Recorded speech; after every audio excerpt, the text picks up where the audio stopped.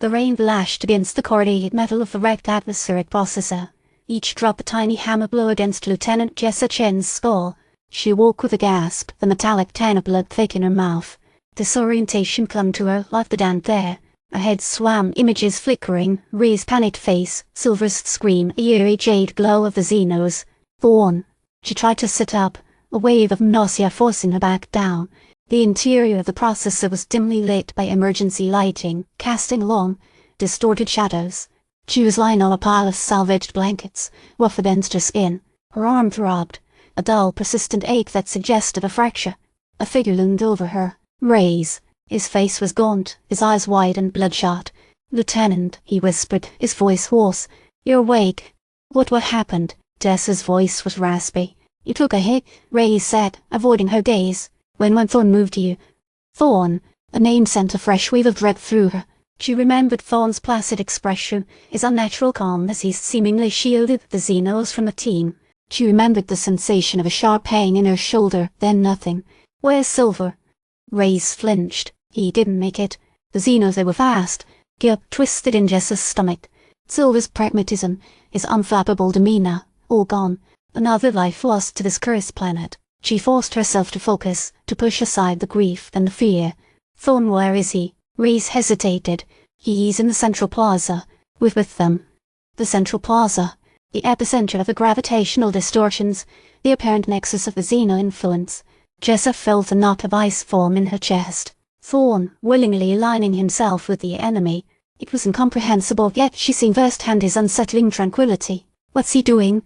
"We don't know," Reyes said, his voice barely a whisper. "He just led them there. He says they're showing him the way." "The way to what?" Reyes shook his head, tears welling in his eyes. "I don't know. He wouldn't say."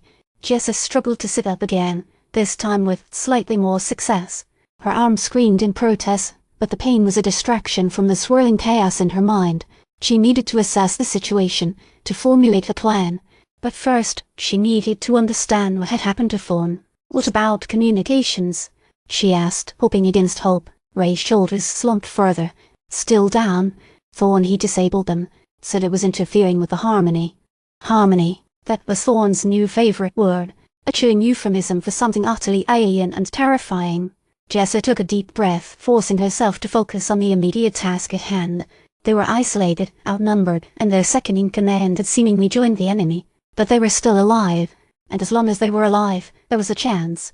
"We need to move," she said, the voice regaining some of its authority. "We need to get to the plaza.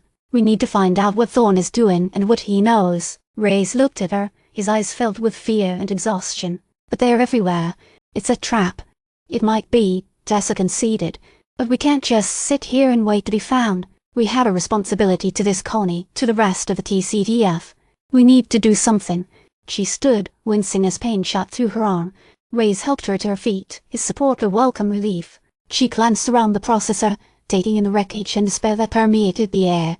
"We move quietly," she said, her voice slow and urgent. "No unnecessary noise.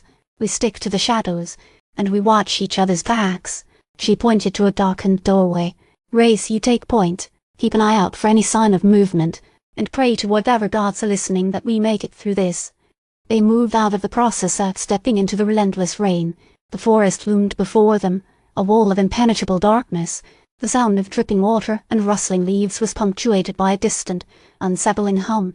As they entered the tree line, Jessa felt a strange sensation, a tingling in the back of her neck, a feeling of being watched. She scanned the surrounding trees, but saw nothing. "Did you feel that?" she asked, her voice barely audible above the rain. Reyes shook his head. "Feel what?" "A feeling. Like we're being observed." Reyes looked at her with a mixture of concern and exasperation. "You're probably just stressed, Lieutenant. You took a heavy blow to the head." Jess ignored him, her senses on high alert. The feeling persisted, growing stronger with each step. She felt a presence, something alien and malevolent, lurking just beyond the veil of darkness. They moved deeper into the forest, the rain intensifying, the darkness deepening. The unsettling hum grew louder, resonating within their very bones. Suddenly, a figure emerged from the shadows. It was Thorne. He stood calmly in the center of a clearing, bathed in the eerie green light emanating from the trees. Around him, the xenos stood motionless, their jade skin glistening in the rain. He smiled, a disturbingly placid expression on his face.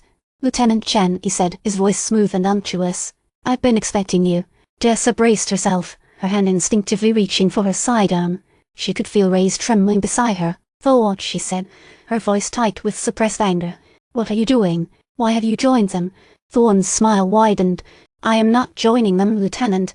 I am merely facilitating their arrival. They have shown me the truth. They have revealed the path to enlightenment." "Enlightenment?"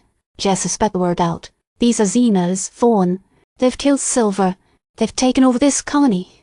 Thorne's eyes flickered with a brief flash of something that might have been sadness, but it was gone in an instant. "They are not what you think," he said. "Stand down, Thorne," Jessa yelled, tightening her grip on her weapon. But it was too late. The xenos began to advance. As the xenos closed in, Jessa saw something that made her blood run cold. Standing behind Thorne, partially obscured by the rain and the shadows, was a massive, monolithic structure. It was dark, impossibly smooth, and radiated an unsettling energy that seemed to resonate deep within her soul.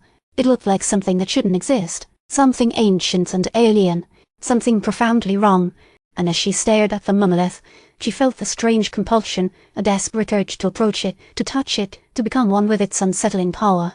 She fought against the urge, clinging to her sanity, to her sense of self. But the monolith's influence was strong, almost irresistible, and as the xenos closed in, she felt herself losing control, slipping into a darkness from which she might never return. The last thing she saw before the darkness consumed her was Thorne's serene, unsettling smile.